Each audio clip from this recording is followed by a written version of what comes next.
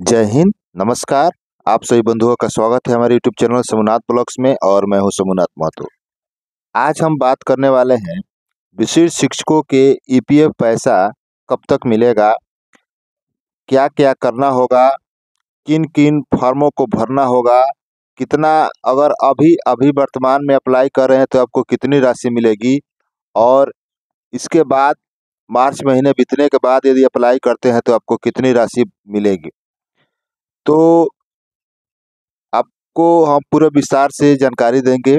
उससे पहले आप सभी बंधुओं से एक छोटा सा आग्रह कि यदि आप हमारे चैनल पर नए हैं तो हमारे चैनल को सब्सक्राइब कीजिए और बेल आइकन दबाना न भूलें। तो आपको बता दें कि नियोजित से विशिष्ट शिक्षक बंधु 1 जनवरी को विद्यालय में योगदान कर लिए विशिष्ट शिक्षक के रूप में, और उनके खाते में ईपीएफ की राशि जो है न जमा हो रही है न उनके खाते से कटौती हो रही है। बहुत सारे शिक्षक बंधुओं द्वारा ईपीएफ की राशि निकासी कर ली गई है, लेकिन पूरी राशि नहीं निकासी हो पाई है। तो सबसे महत्वपूर्ण बात यह है कि ईपीएफ का पैसा आपको कब मिलेगा। और यदि आप ईपीएफ का पैसा निकासी कर रहे हैं तो मार्क एग्जिट करना होगा या नहीं करना होगा। देखिए, ईपीएफ का पैसा आपको सभी तरह के जो 3 तरह के आपको बता दें कि आपके ईपीएफ अकाउंट में 3 तरह के पैसे जमा होता है। तो तीनों तरह की पैसा की निकासी करने के लिए आपको कम से कम 31 मार्च 2025 तक इंतजार करना होगा, और इसके लिए आपको डीपीओ के पास, जिला कार्यक्रम पदाधिकारी स्थापना के पास आपको एक आवेदन लिखना होगा मार्क एग्जिट करने के लिए, क्योंकि आपके खाते में अब ईपीएफ की राशि जमा नहीं हो पा रही है, न विभाग द्वारा, सरकार द्वारा आपके खाते में ईपीएफ की राशि जमा हो रही है। तो इसके लिए आपको आवेदन लिखना होगा मार्क एग्जिट करने के लिए, या आप ऑनलाइन भी जाकर के मार्क एग्जिट कर सकते हैं। मार्क एग्जिट का मतलब कि आप इस सेवा में काम कर रहे थे, अब आप सेवा से बाहर आ गए। इसको हम जानकारी देंगे आपको आगे वीडियो में। और ये जो है कि फुल फाइनल विड्रॉल कब कब तक मिलेगा, आपको पूरा जो राशि है, अंतिम राशि है, जो जितनी राशि आपके अकाउंट में यूएन नंबर में ईपीएफ के जमा की गई है, वो पूरी राशि आपको कब तक प्राप्त होगी। तो इसी के बारे में हम कुछ चर्चा करने वाले हैं। तो कल हमने गूगल पर यह सर्च किया कि देखिए, मैंने सर्च किया कि what are the claim from that can be filled from the UN number interface directed by to employ द्वारा यूएन मेंबर जो है वह क्या क्या कौन कौन सा फॉर्म भरेंगे जो कि उन्हें सारी पैसे की निकासी हो पाएगी। तो हमने उनसे पूछताछ किया तो उन्होंने यह जवाब दिया। देखिए क्या लिख रहे हैं वो, कि the following forms can be filled out using UN number member interface. Form 19, form 19 भरना है to request a final submit statement of PF account. Form 10 भी भरना है कि to request a pension withdrawal benefit. और यह फॉर्म 31 भरना है to request a partial withdrawal of your PF. ये देखिए, तीन आपको बताया ना, 3 तरह की राशि आपके खाते में जमा हो रही है, और तीनों भी प्रकार की राशि की निकासी करने के लिए आपको फॉर्म 19, फॉर्म 10C और फॉर्म 31 तीनों ही प्रकार की राशि फॉर्म भरना पड़ेगा। अभी फिलहाल में आप जो अगर राशि की निकासी कर रहे हैं तो आप फॉर्म 19 ही भर देते होंगे और आपके खाते में 90,000 की राशि आ जाती है, लेकिन जो शेष राशि जो है वो आपको प्राप्त नहीं हो रही। जैसे हम आपको बता दें कि आपके खाते में जमा होता है 1800 रुपये आपका जमा होता है, और विभाग द्वारा 1250 रुपये जमा किया जाता है, और 500 जो 50 रुपये बच जा रहा है, 550 रुपया भी जमा होती है। 3 प्रकार की राशि हो गई। आप जो 19 नंबर फॉर्म भर रहे हैं तो आपको 1800 जो जमा हो रही है वो आपको सीधे मिल जा रहा है। बाकी का जो पैसा है इसकी निकासी के लिए आपको फॉर्म 10C और 31 भरना होगा। और आपको बता दें कि यदि आप 31 मार्च के बाद अप्रैल या मई में अप्लाई करते हैं पैसा प्राप्त करने के लिए, तो आपको जितनी राशि जमा है 8.25% के दर से आपको कुल राशि जमा का ब्याज भी मिलेगा।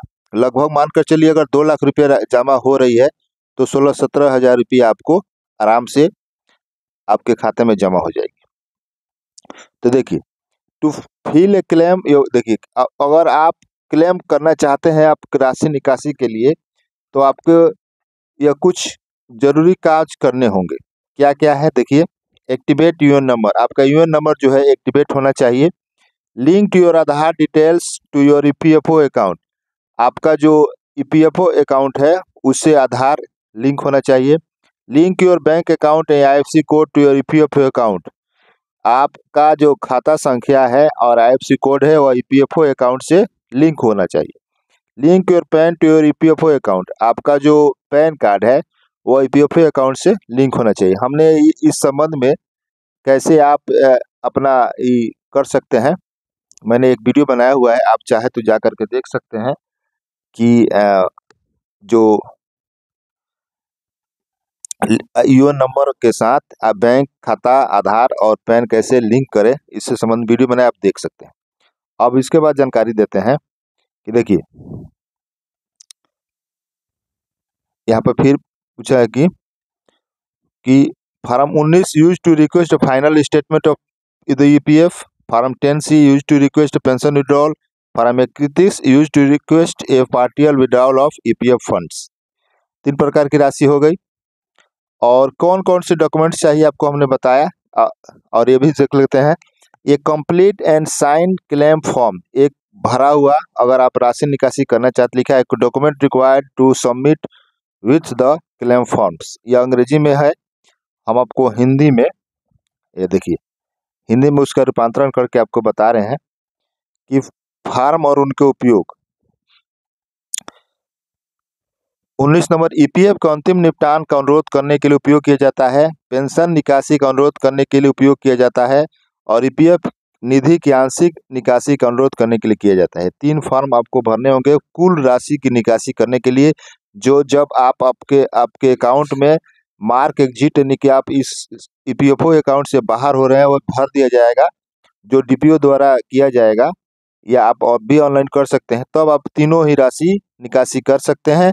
लेकिन आपको 3 फॉर्म भरना पड़ेगा। और क्या क्या दस्तावेज चाहिए वो भी देख लेते हैं कि पूर्ण रूप से भरा हुआ हस्ताक्षरित दावा प्रपत्र, पहचान का प्रमाण जैसे आधार, पैन कार्ड, पासपोर्ट, बैंक खाते का विवरण जैसे कि रद्द किया चेक या बैंक स्टेटमेंट, कर्मचारी के रोजगार की आरंभिक और अंतिम तिथियां, जैसे आपको हमने बताया ना कि यह आपका निर्णय होना चाहिए कि आप कब इसमें अंतर प्रवेश किए हैं और कब आप इससे बाहर निकल रहे हैं, इस बात का जिक्र आपको किया जाना चाहिए, तब आपको कुल राशि प्राप्त हो सकती है। इसके बाद चर्चा कर लेते हैं ईपीएफ फार्म 19 ऑनलाइन भरने के लिए पूर्व आवश्यकता है। यदि आप फार्म 19 भर रहे हैं तो आपको कौन कौन से काज करने पड़ेंगे, देखिए क्या क्या लिखा हुआ है कि आपको सबसे पहले यूएन ईपीएफ सदस्य पोर्टल पर अपना यूएन नंबर सक्रिय करना होगा। आपका बैंक खाता पैन अनिवार्य रूप से यूएन से जुड़ा होना चाहिए। आपका जो बैंक खाता है पैन आपको बताया पहले, आपका मोबाइल नंबर भी यूएन नंबर से लिंक होना चाहिए, आपका मोबाइल नंबर भी लिंक होना चाहिए। वैसे तो सबका सभी शिक्षक बंधुओं का लिंक हुआ होगा। और उसके बाद क्या लिखा है कि यदि आप अंतिम निपटान के लिए पात्र रहे तो आप निकासी फार्म में ईपीएफ फार्म 19 प्रदर्शित नहीं होगा। हालांकि यदि ईपीएफ निकासी फार्म 19 विकल्प में मौजूद है तो आप फार्म 10 से भी मिलेगा। आगे देख लेते हैं ईपीएफ फार्म 19 पर अक्सर पूछे जाने पर सेवा छोड़ने के लिए कौन से कारण वैध माने जाते हैं। यदि आप सेवा मार्क एग्जिट कर रहे हैं तो कौन से कारण आपको समक्ष वैध माना जाएगा। देखिए लिखा हुआ है कि यदि कर्मचारी अंतिम निपटान के लिए दावा करता है तो निम्नलिखित कारण वैध माने जाते हैं। अंतिम निपटान का दावा करना है तो आप ऑफलाइन निकासी के लिए कारण बताने के लिए होंगे, जैसे सदस्य का अस्वस्थ होना, यह कारण दे सकते हैं। नियोक्ता के व्यवसाय का संकुचन या समापन, सदस्य के नियंत्रण से परे अन्य कारण, व्यक्तिगत कारण, जैसे विशिष्ट शिक्षक बंधु यह 2 नंबर का चयन कर सकते हैं कि नियोक्ता के व्यवसाय का संकुचन, यानी कि जो आप जिस दूसरे सर्विस से थे, यानी कि आप पहले नियोजित थे, अब विशिष्ट शिक्षक हो गए, राजकर्मी प्राप्त कर लिए, इसलिए हम अपने सेवा का समापन कर रहे हैं, यह क्लिक कर सकते हैं।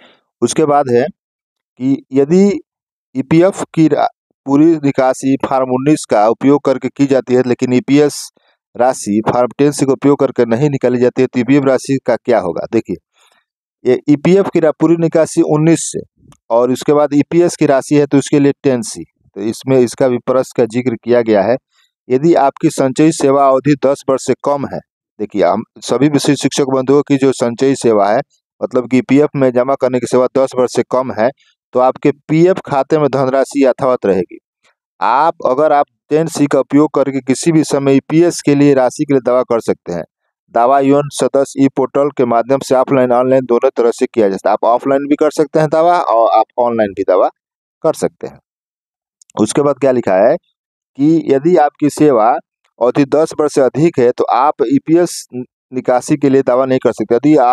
यदि यही विशिष्ट शिक्षक बंधुओं की सेवा 10 साल से अधिक हो गई रहती, माफ कीजिए नियोजित शिक्षक बंधुओं की सेवा ईपीएफ अकाउंट में राशि जमा करने के लिए, तब आप 58 वर्ष की आयु प्राप्त करने के बाद ईपीएस पेंशन प्राप्त करने के पात्र होंगे। तो यही 10 वर्ष से अधिक अगर कटौती हो गई रहती तो 58 वर्ष के बाद ही ईपीएस की राशि प्राप्त हो पाती।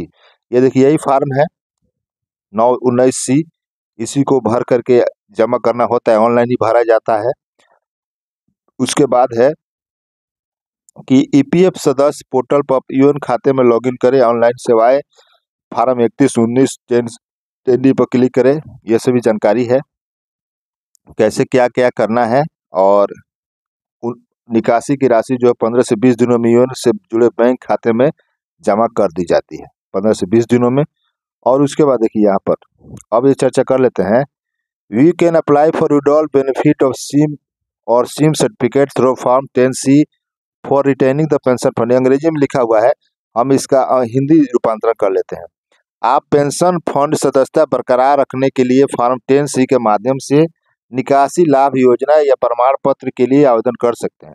सदस्यता बनाए रखने के लिए फंड के तहत सदस्यता की भविष्य किसी भी अवधि को जोड़ने का लाभ मिलेगा और पेंशन पाने के लिए 10 साल की योग्य सेवा प्राप्त होगी। अगर पेंशन पाना चाहते हैं तो आपको लगातार 10 साल ईपीएफ अकाउंट में राशि की जमा करनी होगी और यही फॉर्म है, भरा जाता है। और देखिए यहाँ पर ईपीएफ ऐसे का जिक्र किया गया है यहाँ पर। और इसके बाद और जान के फॉर्म 10C क्या है, फॉर्म 10C क्या है, देखिए यहाँ पर वर्तमान में एक कर्मचारी को वेतन का 12% ईपीएस में योगदान करना चाहिए, जबकि नियोक्ता का भी उतनी ही राशि का योगदान करना चाहिए। हालांकि आपका नियोक्ता ईपीएफ को प्रतिशत भेजता है, उसे 2 भाग में विभाजित किया जाता है, ईपीएस को 8.33% और ईपीएफ को 3.6%। अब एक कर्मचारी नौकरी से इस्तीफा देने और सेवानिवृत्ति के बाद संचित राशि अर्जित ब्याज निकाल सकता है। यहाँ पर जिक्र किया गया है कि संचित राशि और उसका अर्जित ब्याज जो मिला है वह आप निकासी कर सकते हैं। इसके लिए आपको क्या करना पड़ेगा, आपको पीएफ फॉर्म 10C भरना होगा और इसे आधिकारिक वेबसाइट के पर जाकर डाउनलोड कर सकते हैं। यह जो है यह 4 पृष्ठ का आता है 10C, इसे भरना पड़ता है। पीएफ पेंशन फॉर्म 10C का लाभ क्या है, इसके बाद है पेंशन लाभ, यही सब काज करना है और तभी जाकर के आपको ये। उसके बाद एक 31 फॉर्म भी भरना होता है कि ईपीएफ 31 फॉर्म एक ऐसा फॉर्म है जो वो कर्मचारियों को अपने कर्मचारी भविष्य निधि से आंशिक निकासी का अनुरोध करने की अनुमति देता है। इसका उपयोग चिकित्सा आय, चिकित्सा व्यय, शिक्षा, घर में सुधार और अन्य खर्चों के भुगतान के लिए किया जा सकता है। फॉर्म C 31 भी भरना जाता है, ईपीएफ भुगतान से आंशिक निकासी का अनुरोध किया जाता है। इसके लिए आवेदन इसको भी आप ऑनलाइन या ऑफलाइन कर सकते हैं। कुछ शर्तों को पूरा करना होता है आपको और उसके बाद यहाँ पर आपको वही शर्त में लिखना पड़ेगा आपको कि मैं इस निकासी का उपयोग किस लिए कर सकता हूँ। गृह चुकाने, चिकित्सा आपातस्थिति, शादी के खर्चे, बच्चे भाई बहन की शिक्षा और घर खरीदने या बनाने के लिए आप इस प्रकार का उसमें क्लिक कर सकते हैं। और इस तरह से आप फॉर्म 31 भी भर करके, और इस तरह से देखिए यहाँ पर भी लिखा हुआ है कि 10 वर्ष की सेवा के बाद या 55 वर्ष की आयु में अपने संपूर्ण ईपीएफ शेष राशि का अंतिम निपटान के लिए फॉर्म 31 का उपयोग करें। जब आपकी सेवा 10 वर्ष के पूरे हो जाए, आपकी आयु 55 वर्ष हो जाए, तो आप अपना संपूर्ण ईपीएफ बैलेंस निकालने के लिए फॉर्म 31 का उपयोग कर सकते हैं।